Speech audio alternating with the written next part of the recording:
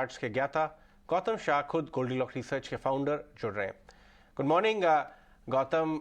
हमें लगा आप शायद हमें भूल गए, आज 2 मिनट अब लेट हुए। मुझे लगा कि यार कहाँ चले गए गौतम, आज तो बहुत बहुत क्रिटिकल है उनसे बात करना। पता चला कि आप हमें ज्वाइन कर रहे हैं। गौतम, ये बताइए कि इस समय चार्ट्स क्या कह रहे हैं? बड़ा कंफ्यूजिंग सिग्नल है। फ्राइडे को शॉर्ट करके गए तो दिक्कत, आज सुबह गैप अप का डर। मामला कहाँ है? आपको लगता है ये बॉटम फॉर्मेशन का एक अर्ली प्रोसेस चालू हो गया, पेनफुल बट अर्ली प्रोसेस, या अभी कह नहीं सकते? Good morning Ajay ji, apologies. देखिए, बॉटम फॉर्मेशन से तो हम दूर दूर हैं। आई थिंक मार्केट स्ट्रक्चर और मार्केट सेटअप अभी भी काफी वीक है। और जैसे आपने कहा, चार्ट्स हमेशा न्यूज फ्लो के आगे रहती है। अगर आप पिछला 3 महीना में देखें तो 3 तरह की न्यूज आई थी जिसके कारण मार्केट नीचे गया। दिसंबर में अगर आपको याद हो तो चाइना में एक कोविड सर्ज था, उसके कारण लगा कि एक पूरी वेव वर्ल्ड में आ सकती है और उसके कारण इक्विटी मार्केट्स और इंडियन मार्केट्स गिरा। So that was one wave जो चार्ट्स में पकड़ा। उसके बाद अडानी फियास्को आया जनवरी में, उसके कारण ही मार्केट में वीकनेस आई। और अब ये जो एसवीबी का जो एंटायर एपिसोड है, इसके कारण ग्लोबल मार्केट्स में काफी बड़ी वीकनेस आई है। सो एक्सक्यूजेस आते रहेंगे, चार्ट्स वीक रहेंगे। मार्केट एक कंसिस्टेंट बेसिस पे लोअर टॉप से लोअर बॉटम्स बनाते जा रहा है, रेजिस्टेंस लेवल्स को रिस्पेक्ट कर रहा है। हर बार मार्केट में एक रैली आती है तो एक होप होता है कि चलो बॉटम हो गया, चलो अब मार्केट रिवर्स कर जाएगा। But that hope is mindless. और मैं हमेशा कहता हूं कि हर एक डाउन ट्रेंड का जो इंग्रेडिएंट है वो फियर नहीं होता, वो होप होता है। क्योंकि वो एक होप ही है जो मार्केट पार्टिसिपेंट्स को बार बार ट्रैप करता है। सो अभी भी टेक्सचर काफी वीक है।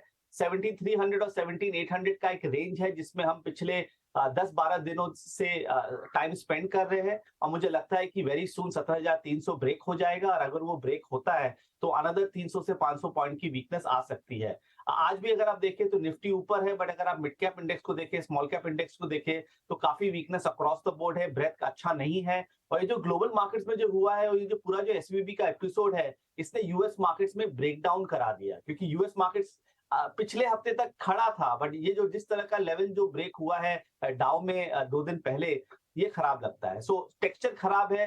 This is still a market to sell on rise and to stay conservative. ये बात तो आपने सही कही कि अभी भी टेक्सचर खराब है, सेल ऑन रैलीज है। इमीडिएट टारगेट्स निफ्टी और बैंक निफ्टी के आपको क्या नजर आते हैं? आपने 17,300 वाली सिचुएशन तो बताई, जो कि ऑलरेडी थ्रेटन हो रही है। 200 डीएमए के नीचे अब हम बिल्ड इन होना शुरू हो रहे हैं। आपका, अगर मैं जानना चाहूँ लेवल्स 3 हिसाब से, बेस केस, वर्स्ट केस और ब्लू स्काई, तो किस लेवल्स पे देखेंगे? देखिए, डाउन ट्रेंड में तो वर्स्ट केस बोलना बहुत डिफिकल्ट है, क्योंकि मार्केट हर वर्स्ट केस लेवल को ब्रेक कर जाता है। ये मैंने पिछले 20 सालों में देखा है। बट आई थिंक अगर 17,300 ब्रेक करता है तो मार्केट में नीचे की तरफ मोमेंटम काफी अच्छी बिल्ड हो जाएगी। और next minor support is around 17,100। But जो लेवल है जिससे हम पिछले 2-2.5 महीना से वर्क कर रहे हैं, वो है 16,800।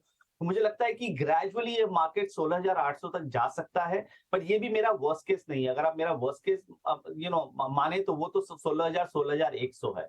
तो यहाँ से भी काफी वीकनेस है। और अगर आप बैंक निफ्टी को देखें तो 39,600 और 42,000 के जोन में ये पिछले 3 हफ्ते से चल रहा है।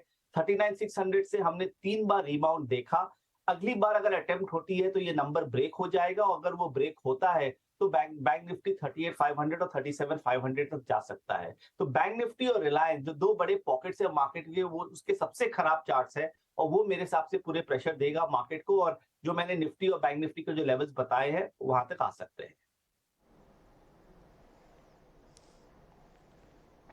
ठीक है, आप ये कह रहे हैं कि 16,800 तक आ सकता है। हालांकि 16,800, ये बात बिल्कुल ठीक है गौतम, ये हम भी देख ही रहे थे, जैसे आप स्टडी करके बता रहे हैं हमको कि यहाँ पे आके एक बेस तो बन रहा है। आप ऐसे कुछ बैंक निफ्टी का भी बता सकते हैं सर, कि बैंक निफ्टी का बेस कैसे बनेगा और कहाँ पे बन सकता है?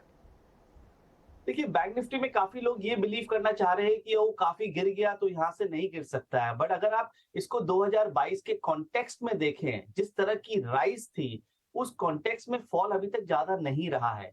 और जो स्टैंड अलोन चार्ट्स है कई बैंक निफ्टी कंपोनेंट्स के, वो वीक होते जा रहे हैं। तो मुझे लग रहा है कि 39,600 का जो इंपॉर्टेंट सपोर्ट है वो थोड़ा सा दूर है अभी। उसके पहले 40,200 भी इंपॉर्टेंट है। तो ये 2 नंबर जब भी ब्रेक होता है, आई थिंक ये this will probably lead to momentum on the down side. और जैसे मैंने कहा, 37,500 तक पॉसिबल है, बैंक निफ्टी जा सकता है। और जब तक बैंक निफ्टी की चार्ट अच्छी नहीं होगी, स्टेबल नहीं होगी, तब तक पूरा बाजार स्टेबलाइज नहीं कर पाएगा। ठीक है, मॉर्निंग गौतम, बाजार अगर स्टेबलाइज नहीं दिख रहा है, लेकिन ऐसे में तो यानी कौन से सेक्टर और स्पेसेस से दूर रहना चाहिए? बड़े ड्रैगर्स कहाँ से आएंगे? अगर बैंक निफ्टी से कंसर्न है तो क्या बैंक्स, फाइनेंशियल और साथ ही अब कुछ और स्पेसेस लाइक ऑटो स्पेस, क्या वो एक ब्रीदर मोड में चले गए हैं? देखिए, market has move from growth to value. I think मैंने ये कमेंट पहले भी कहा था, क्योंकि अगर आप बैंक्स को देखें, फाइनेंशियल सर्विसेज इन जनरल को देखें, बजाज फाइनेंस को देख लीजिए, एक पोस्टर बॉय स्टॉक था पिछले 2 साल का, और आप देखिए पिछले 6-8 महीनों में इसने क्या किया, 40-50% का fall in a problem, as being talked about one of the most solid companies fundamentally. So clearly, these are very challenging times for many of these stocks and sectors. So banks, Reliance, metals, pharma, consumer durables, ये जो 5 pocket है हमें खराब लगते हैं, और मुझे लगता है कि ये पूरे मार्केट को पर प्रेशर डालेगा। और कहां पर हाइड करना चाहिए, वो है आईटी, वो है पीएसयू और कैपिटल गुड्स। मुझे ये 3 सेक्टर अच्छे लगते हैं, और अगर आप दूसरे सेक्टर से निकल रहे हैं तो इन 3 सेक्टर्स में कमिटमेंट बनाइए, ये आपका पोर्टफोलियो को सेफ रखेगा। तो ये हमारी क्लियर व्यू है। And apart from equity markets, अगर आप गोल्ड एंड सिल्वर में जाते हैं, क्योंकि हमारा व्यू अभी भी नेगेटिव है, और जिस तरह की रिबाउंड आई है गोल्ड में पिछले 2 दिनों में, $1800 हैज बिकम 1885 टुडे, वहां पर भी मुझे अच्छी तेजी लगती है। तो इक्विटीज में ये 3 सेक्टर्स जो मैंने कहा, और गोल्ड और सिल्वर में कमिटमेंट बनाइए, लॉन्ग टर्म में ये ठीक रहेगा।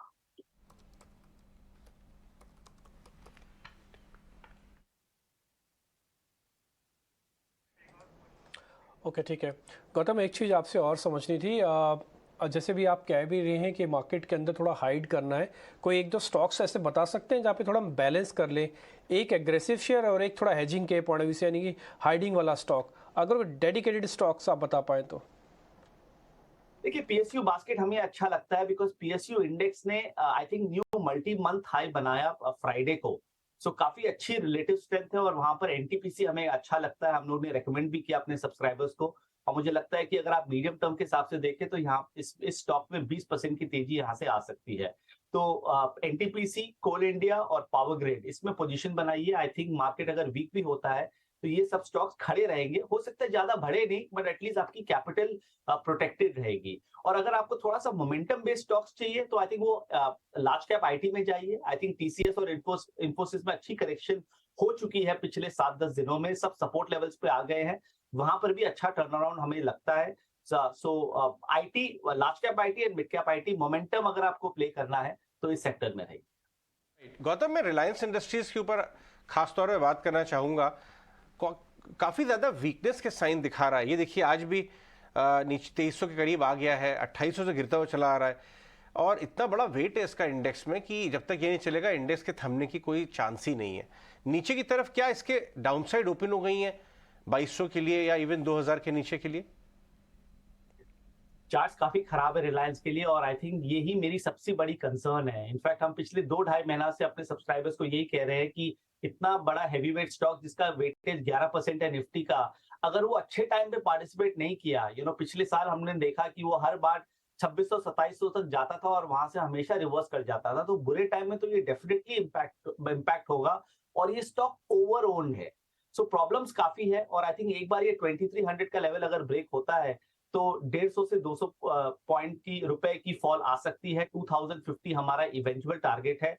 तो अगर 10% का फॉल अगर रिलायंस में आता है तो आप सोच लीजिए वो कैसा इंपैक्ट करेगा निफ्टी को। अगर 7% का फॉल बैंक निफ्टी में आता है यहाँ से, तो अगेन आप सोच लीजिए वो निफ्टी को कैसा इंपैक्ट करेगा। सो रिलायंस में तो अभी ट्रेंड काफी खराब है, इससे दूर रहिए, बॉटम फिशिंग मत कीजिए, 2300 के लीजिए। इनफैक्ट फ्रेश शॉर्टिंग अपॉर्चुनिटीज आएगी, but on the contrary I think अगर आप कुछ सीमेंट स्टॉक्स को देखें, अगर आप अल्ट्राटेक को देखिए, अंबुजा को देखिए, दालमिया सीमेंट को देखिए, जेके सीमेंट को देखिए, वहां पर स्ट्रक्चर्स काफी अच्छे बन रहे हैं। तो लॉन्ग टर्म के हिसाब से सीमेंट में इन्वेस्ट कीजिए और एनर्जी से दूर रहिए। चलिए, आप स्ट्रेंथ की बात कर रहे हैं तो एक आध स्ट्रेंथ वाले स्टॉक्स के बारे में बात कर लेते हैं।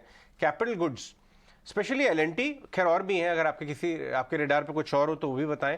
एलएनटी बहुत मजबूती दिखा रहा है, फंडामेंटल्स पे तो मैं जाऊंगा नहीं, लेकिन चार्ट्स में भी ये अपने 50 वीक के करीब हाई के करीब आ गया है, ऐसे बाजार में वो भी। लेवल्स बताइए कहाँ पे एंट्री के मौके हैं, और अगर ये मामला सुधरता है तो कितना आउटपरफॉर्म कर सकता है ये? देखिए, एलएनटी तो हमारा फेवरेट पिक है निफ्टी 50 में। आई थिंक मैं जब भी आपके चैनल में आया हूँ पिछले 6-8 महीनों में, मैंने हमेशा एलएनटी के बारे में बात किया, और मुझे लगता है कि ये 5 साल की स्टोरी है। So let's not talk day to day, let's not talk week to week. अगर आपको एक 3 से 5 साल का इन्वेस्टमेंट करना है तो L&T I think is a very good proxy to the India story, मेरा ये मानना है। और स्टॉक का जिस तरह का परफॉर्मेंस रहा है पिछले 1 साल में, I think that's enough testimony of की कितनी रिलेटिव स्ट्रेंथ इसमें है। थोड़ी बहुत वीकनेस आ सकती है क्योंकि ये काफी चल चुका है, हो सकता है कि आपको 2050 से 2100 के बीच में मिल जाए because of collateral damage on account of market weakness. So be prepared for that, rush करके इस लेवल्स पे लेना नहीं है। बट अगर आपको 2000 से 2100 के रेंज में अगर आपको ये मिलता है तो इसमें खरीदारी कीजिए, एबीबी में खरीदारी कीजिए, कमिंस इंडिया में खरीदारी कीजिए। आई थिंक ये सब स्टॉक्स लॉन्ग टर्म अच्छे चलने चाहिए और जैसे ही मार्केट स्टेबल होता है ये सब स्टॉक्स वापस नए हाइस की ओर जा सकते हैं। सो शॉर्ट टर्म थोड़ा प्रेशर रहेगा बट लॉन्ग टर्म अच्छा लगता है। आपसे कितनी भी बात करो तो लगता है कि 10-15 मिनट और हो जाए, लेकिन लाइव टेलीविजन के कंपल्शंस आप समझते हैं, बहुत सारी चीज़ें कवर करना ज़रूरी है। एक दिन आपके साथ स्पेशल शो करेंगे, खूब देर तक मन के सारे स्टॉक्स डिस्कस कर लेंगे। बट शुक्रिया गौतम हमारे साथ बात करने के लिए।